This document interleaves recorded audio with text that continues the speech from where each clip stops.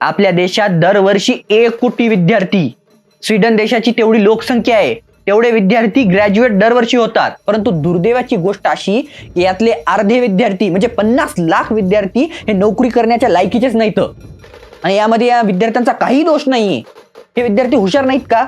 मेडिकलमध्ये ऍडमिशन घ्यायसाठी नीटची परीक्षा द्यावी लागते, IIT सारख्या इंजिनिअरिंग कॉलेजमध्ये ऍडमिशन घ्यायसाठी JEEची परीक्षा द्यावी लागते. आणि या सर्व परीक्षा जगातल्या, भारतातल्या नव्हे, जगातल्या सगळ्यात अवघड परीक्षांपैकी एक आहेत. आणि या अवघड परीक्षांमध्ये चांगले मार्क घेऊन हे विद्यार्थी कॉलेजमध्ये ऍडमिशन घेतात. मग घोडा कुठं अडते?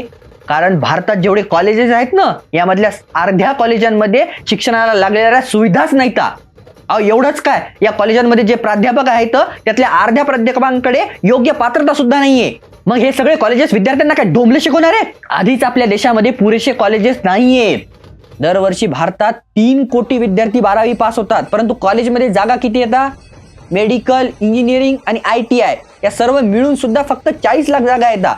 आता बाकीच्या विद्यार्थ्यांनी काय डोंबले शिकायचं? सगळा दळभद्री कारभार आहे. आधीच कॉलेजांची संख्या आपल्या देशात कमी आहे आणि त्यात अर्ध्या कॉलेजांची सगळी बोंब.